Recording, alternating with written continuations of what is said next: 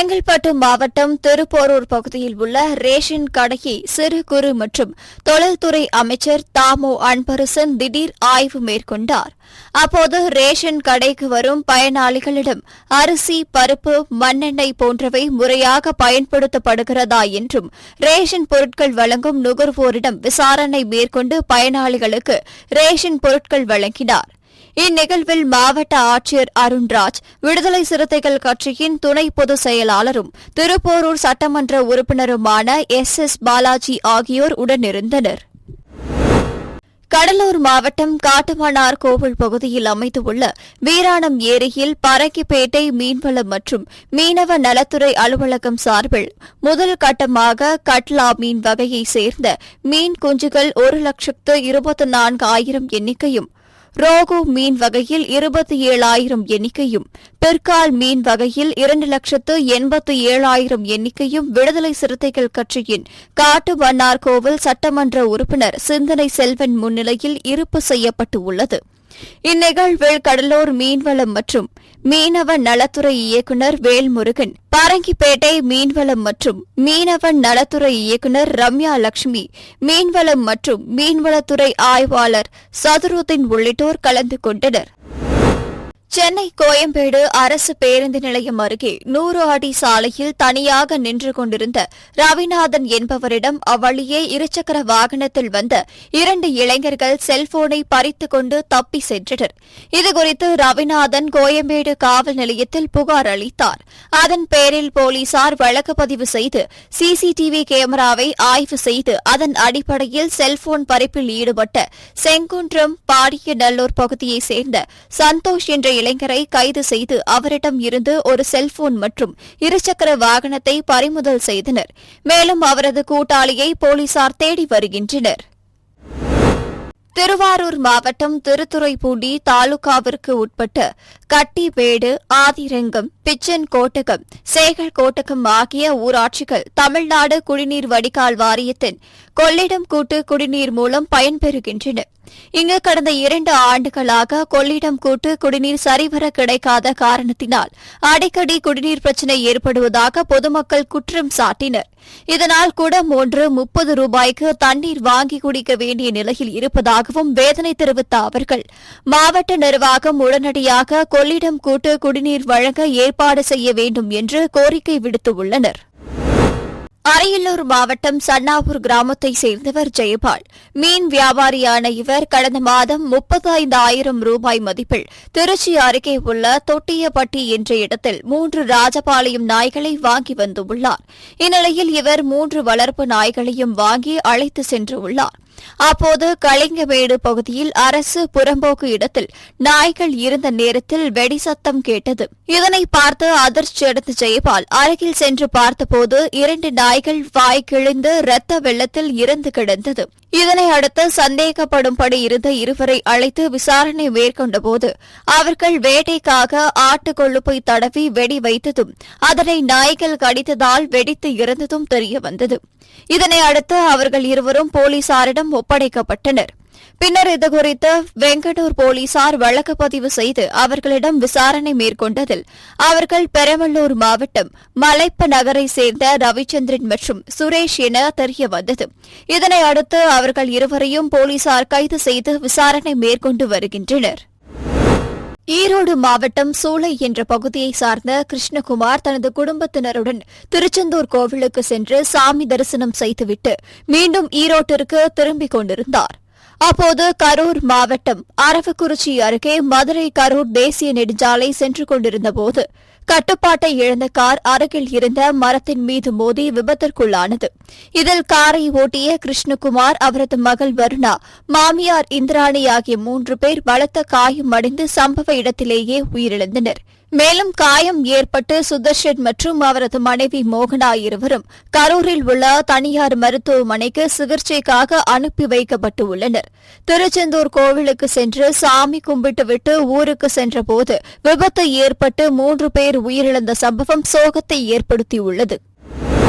நீலகிரி மாவட்டத்தில் ஏற்பட்ட மழை பாதிப்புகள் மற்றும் சேதங்கள் குறித்து நீலகிரி நாடாளுமன்ற உறுப்பினர் ராசா மற்றும் சுற்றுலாத்துறை அமைச்சர் ராமச்சந்திரன் ஆகியோர் கடந்த 2 நாட்களாக பார்வையிட்டு ஆய்வுகளை மேற்கொண்டனர். இதனைத் தொடர்ந்து இன்று தமிழகம் மாளிகையில் நாடாளுமன்ற உறுப்பினர் ராசா, சுற்றுலாத்துறை அமைச்சர் ராமச்சந்திரன் தலைமையில் அனைத்து துறை அதிகாரிகளுடன் ஆலோசனைக் கூட்டம் நடைபெற்றது. இக்கூட்டத்தில் பேசிய நாடாளுமன்ற உறுப்பினர் ராசா, மாவட்டத்தில் அபாயகரமான மரங்களை அகற்ற சம்பந்தப்பட்ட துறை அதிகாரிகளுக்கு உத்தரவிட்டுள்ளதாக தெரிவித்தார்.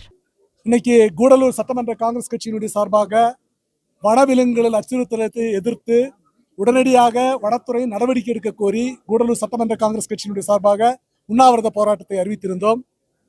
அந்த போராட்டத்தை அறிவித்து உடனடியாக வனத்துறை நடவடிக்கை எடுத்து அங்கிருக்கிற மக்களை பாதுகாக்க வேண்டும் என்று கேட்டிருந்தோம். நேற்றைய தினம் மாண்புமிகு பாராளுமன்ற உறுப்பினர் அவர்கள் எங்களை தொடர்பு கொண்டு இந்த பிரச்சனைக்கு நிரந்தர தீர்வு காணுகின்ற வகையிலே எல்லா நடவடிக்கைகளும் எடுக்கும், நீங்கள் உண்ணாவிரதத்தை கைவிட வேண்டும் என்று அவர் அறிவுறுத்தலுக்கு இணங்க அதற்கு வேண்டிய நிதிகளையும் ஒதுக்கி மாண்புமிகு தமிழக முதலமைச்சரிடத்தில் உடனடியாக பேசி தீர்வு காண்பது என்ற வாய்மொழி உத்தரவை ஏற்று நாங்கள் இன்று எங்களுடைய போராட்டத்தை வாபஸ் செய்திருக்கிறோம். இன்று எல்லா அதிகாரிகளுடனும் கலந்து ஆலோசனை செய்தார்கள். பாராளுமன்ற உறுப்பினரும் நமது சுற்றுலாத்துறை அமைச்சர் ராமச்சந்திரன் அவர்களும் எல்லாம் கலந்து ஆலோசித்து அதிகாரிகளிடம் ஆலோசித்து நல்ல ஒரு முடிவை எடுத்திருக்கிறார்கள். தஞ்சாவூர் மாவட்டம் பாபநாசம் அருகே ராஜகிரி பெரியார் தெருவில் ராஜகிரி முன்னாள் ஊராட்சி மன்ற தலைவர் சேக் தாவூக்கு சொந்தமான இடத்தில் அதே பகுதியைச் சேர்ந்த ராஜா மற்றும் கிருஷ்ணன் என்பவர்கள் சுத்தம் செய்யும் பணியில் ஈடுபட்டிருந்தனர்.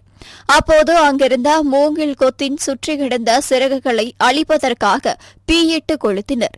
இதனால் மளமளவென எரிந்த தீயானது அக்கம் பக்கத்தில் இருந்த வீடுகளுக்கும் பரவியது. இதில் ஜான்சன் என்பவரது குடிசை வீடு முற்றிலும் எரிந்தது. இதேபோல் கீர்த்தி அம்மாள் வசித்த குடிசை வீட்டில் அனைத்து பொருட்களும் எரிந்தும், அருகில் இருந்த பீமையன் வசித்த வீட்டின் தடவாட பொருட்கள் பாதி எரிந்தும் சேதங்கள் ஏற்பட்டது. இதுகுறித்து தகவல் அறிந்து சம்பவ இடத்திற்கு சென்ற தீயணைப்பு துறையினர் பொதுமக்கள் உதவியுடன் தீயை உடனடியாக கட்டுக்குள் கொண்டு வந்தனர். மேலும் இதுகுறித்து பாபநாசம் காவல்துறையினர் தீவிர விசாரணை மேற்கொண்டு வருகின்றனர். செங்கல்பட்டு மாவட்டம் மேல்மருவத்தூர் ஆதிபராசக்தி மருத்துவக் கல்லூரி மருத்துவமனை சார்பாக விளையாட்டுப் போட்டிகள் தொடக்க விழா நிகழ்ச்சி ஆதிபராசக்தி மருத்துவமனையில் நிர்வாக அறங்காவலர் அன்பழகன் தலைமையில் நடைபெற்றது. இன்று முதல் 4 நாட்கள் நடைபெறும் இந்த நிகழ்ச்சியில் கிரிக்கெட், கபடி, கைப்பந்து, கொக்கோ, கூடைப்பந்து, பூப்பந்து, ஓட்டப்பந்தயங்கள் உள்ளிட்ட பல்வேறு போட்டிகள் நடத்தப்படுகிறது. இதில் தமிழகத்தில் உள்ள 60க்கும் மேற்பட்ட மருத்துவக் கல்லூரி மற்றும் பல் மருத்துவக் கல்லூரிகளை சார்ந்த 2000க்கும் மேற்பட்ட மாணவ மாணவிகள் கலந்து கொண்டனர். இந்நிகழ்ச்சியில் மாவட்ட காவல் கண்காணிப்பாளர் சிவசக்தி, ஊராட்சி மன்ற துணைத் தலைவர் அகத்தியன் உள்ளிட்ட பலர் கலந்து கொண்டனர். ஈரோடு மாவட்டம் பெருந்துறை அடுத்த விஜயமங்கலம் பகுதியைச் சேர்ந்த தம்பதிக்கு 4 வயதில் பெண் குழந்தை உள்ளது. இந்த குழந்தை அவரது வீட்டின் முன் இருந்த பந்தலில் விளையாடிக் கொண்டிருந்ததாக கூறப்படுகிறது. அப்போது பக்கத்து வீட்டில் குடியிருக்கும் சிவக்குமார் என்பவர் குழந்தைக்கு சாக்லேட் வாங்கி தருவதாக கூறி அழைத்து சென்று குழந்தைக்கு பாலியல் தொல்லை கொடுத்ததாக தெரிகிறது. இதனை அடுத்து குழந்தையின் அழுகுரல் சத்தம் கேட்டு அவரது தாய் அங்கு சென்று குழந்தையை வீட்டிற்கு தூக்கிக் கொண்டு வந்துள்ளார். மேலும் இதுகுறித்து அக்கம் பக்கத்தினர் மற்றும் கணவரிடம் தகவல்களை கூறியுள்ளார். இதனைத் தொடர்ந்து பெருந்துறை காவல் நிலையத்தில் புகார் அளித்ததன் பேரில் போக்சோ சட்டத்தின் கீழ் சிவக்குமாரை போலீசார் கைது செய்தனர். திருப்பத்தூர் மாவட்டம் ஆம்பூர் அடுத்த கைலாசகிரி ஊராட்சியில் மக்களுடன் முதல்வர் திட்ட முகாம் ஊராட்சி மன்ற தலைவர் ரமணி ராஜசேகர் தலைமையில் நடைபெற்றது. இதில் ஆம்பூர் வட்ட ஆட்சியர் மோகன் மற்றும் அனைத்து துறை அதிகாரிகள் கலந்து கொண்டு பொதுமக்களிடம் இருந்து மனுக்களை பெற்றுக் கொண்டனர். இம்முகாமில் அரசு அலுவலர்கள், ஊராட்சி மன்ற தலைவர்கள், வார்டு உறுப்பினர்கள், பொதுமக்கள் கலந்து கொண்டனர். கேரளாவில் பரவி வரும் நிக்பா வைரஸ் எதிரொலியால் கேரளாவை ஒட்டியுள்ள நீலகிரி மாவட்டம் கூடலூர் பகுதியில் உள்ள நாடுகாணி, சோளாடி, பாட்டவயல், நம்பியார்குண்டு, தாளூர் உள்ளிட்ட 5 சோதனை சாவடிகளில் தமிழ்நாடு சுகாதாரத்துறை மற்றும் மருத்துவ குழுவினர் தலா 3 பேர் வீதம் 15 பேர் கண்காணிப்பு பணியில் ஈடுபட்டு வருகின்றனர். அவர்கள் கேரளாவில் இருந்து நீலகிரிக்கு வரும் அனைவருக்கும் காய்ச்சல், இருமல், சளி உள்ளனவா என பரிசோதித்த பின்பே மாவட்டத்திற்குள் அனுமதிக்கின்றனர். அதேபோல் நிக்மா வைரஸ் பற்றிய தடுப்பு விழிப்புணர்வு குறித்து துண்டு பிரசுரங்களையும் வழங்கி வருகின்றனர். திருப்பத்தூர் மாவட்டம் நற்றம்பள்ளி அடுத்த பச்சூர் ஊராட்சியில் மக்களுடன் முதல்வர் திட்டத்தின் கீழ் முகாம் நடைபெற்றது. இம்முகாமை மாவட்ட ஆட்சியர் தர்பகராஜ் துவக்கி வைத்தார். இந்த முகாமில் கலந்து கொண்ட ஜோலார்பேட்டை சட்டமன்ற உறுப்பினரும் திருப்பத்தூர் திமுக மாவட்ட செயலாளருமான தேவராஜ் பெறப்பட்ட மனுக்கள் மீது உடனடியாக தீர்வு காண வேண்டும் என துறை சார்ந்த அதிகாரிகளுக்கு பரிந்துரை செய்தார். மேலும் உடனடியாக தீர்வு காணப்பட்ட 15 மனுக்களுக்கான ஆணைகளை பயனாளிகளுக்கு வழங்கினார். இந்த முகாமில் மாவட்ட ஊராட்சி குழு தலைவர் சூரியகுமார் மற்றும் உள்ளாட்சி பிரதிநிதிகள், துறை சார்ந்த அரசு அதிகாரிகள், பயனாளிகள், பொதுமக்கள் என பலரும் கலந்து கொண்டனர். நாகப்பட்டினம் மாவட்டம் திருக்குவளை கடை தெருவில் வட்டார சுகாதார மேற்பார்வையாளர் மோகன் தலைமையில் அரசால் தடை செய்யப்பட்ட புகையிலை பொருட்கள் விற்பனை செய்யப்படுகிறதா என திடீர் ஆய்வு மேற்கொள்ளப்பட்டது. அப்போது கோவில் வளாகம் மற்றும் பள்ளி வளாகத்திற்கு அருகாமையில் 100 மீட்டருக்குள் இருக்கும் கடைகளில் புகையிலை பொருட்கள் விற்பனை தடை தொடர்பான பதாகை வைக்காத 12 கடைகளுக்கு குறைந்தபட்ச அபராத தொகை விதிக்கப்பட்டு எச்சரிக்கை விடப்பட்டது. மேலும் சுகாதாரமற்ற முறையில் குப்பைகளை தேக்கி வைத்திருத்தல், கழிவு நீர்களை முறையாக அகற்றாமல் இருக்கும் நிறுவனங்கள், உணவு விடுதிகள், பேக்கரி, தேநீர் கடைகள் கண்டறியப்பட்டு சரி செய்திட அறிவிப்பு நோட்டீஸ் உரிமையாளர்களுக்கு வழங்கப்பட்டது.